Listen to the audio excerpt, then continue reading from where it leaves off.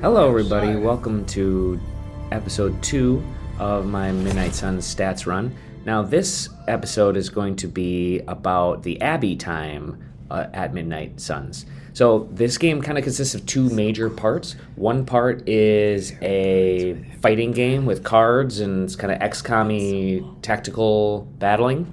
The other part is building relationships with the Marvel characters and making friends and wandering around and finding little tidbits and upgrading your cards and doing all these like fun little side quests and stuff. I really enjoy this part of the game. A lot of people don't. It is not a very well loved part of Midnight Suns, and it's kind of the part that made the game a little bit panned. But I just think the acting is really great. The stories are really great. So I'm going to include as much of that as I can. I mean, some of the stuff I'm going to cut because I just think it's kind of boring, but for the most part, I'm going to try to include all the little discussions and maybe try to sneak in analysis myself on the places and why I made the choices that I made. And then we'll include a little bit of stats at the end of these. I'm not really sure how deep into the deep end I'm going to go on these Abbey episodes, but we're basically going to go fight episode, Abbey episode, fight episode, Abbey episode. So here is the first Abbey episode. Okay, so basically we run around and have these conversations with the Marvel characters where we get these three choices.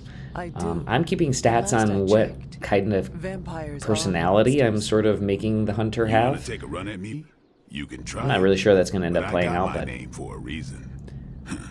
I've probably killed more vampires than you've ever seen. At the start here, Hunter and Blade are a little standoffish. I cannot foresee how the future unfolds. I think that's going to change. In danger. We cannot tarry. Doctor Strange, very talkative. Your sanctum will survive. We shall see to that. Oh, we like that one. So over time we build friendship by adding those little hearts.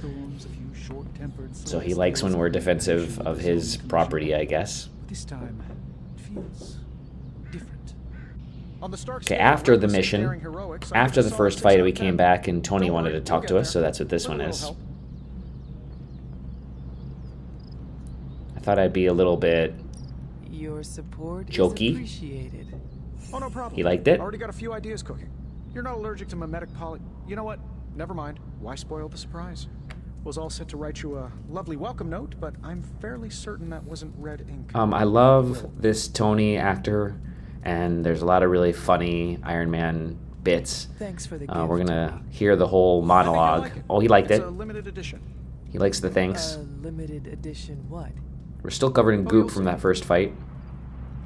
Hi, I'm Tony Stark, but if you're hearing this message, you already know that. When I'm not saving the world, I solve the world's problems with technological means, like the one you're holding. I call it the Spark, a secure information and communication device built only for superheroes. It does all the usual, private messages, pictures, and calls for some reason. But it also comes with access to Superlink, a private social network exclusively for your cape-wearing, world-saving compatriots. You might ask, Tony, aren't you just repurposing a failed product from your communications division? If you do, I'll revoke access and let everyone else know you're a jerk. I call it the Wonder Man rule. Okay, so like I said, I'm going to cut a bunch of stuff that you don't need to see, but I like that part, so I decided to leave it in. Big deal, huh? Okay, so I'm also going to show the parts where we buy clothes and cosmetic for Hunter or for the house. And the reason for that is not because I think it's interesting. I actually was going to cut it, but there is an achievement later. Oh, Charlie! Charlie's here. Charlie! Okay, so... I know. I missed you too. I love petting the dog, so whenever we get the chance to pet the dog, we're going to go over and pet the Who's a doggy. good girl? It is my Charlie girl. Every day, if you pet her once, you get these little hearts, and she levels up, and she gets better at fighting, which, yes, by the way, later we get to fight with the dog. We get to level up Charlie by petting her once a day. There is all these little chests around the place where you can find all these little gifts. We don't have a way to open these chests yet, but soon we will.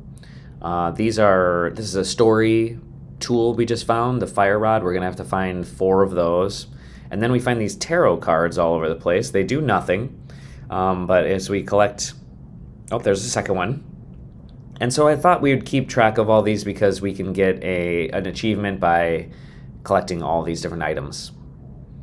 In this part of the game, I was experiencing some audio difficulties in the background, so you'll probably have to live with the fact that I'm going to cut the actual audio from the game. And also, during these early recordings, I had a few times that I decided to fast forward through the dialogue. I'm going to get out of that habit, but here in the very early going, there's going to be some dialogue cuts. And so, again, if you really want to know the story of Midnight Suns, there are other folks you can go see. You can go see Northern Lions playthrough of the game, and you'll see some really good stuff. Oh, dang.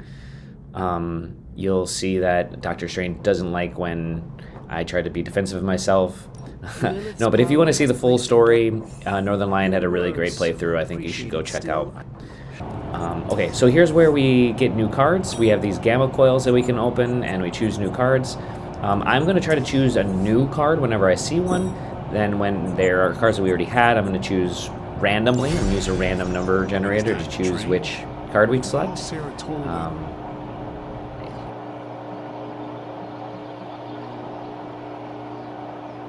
I learned. Oh, Blade really like that. That's a +2, so we're going to make friendship with him. Here's this upgrading a card.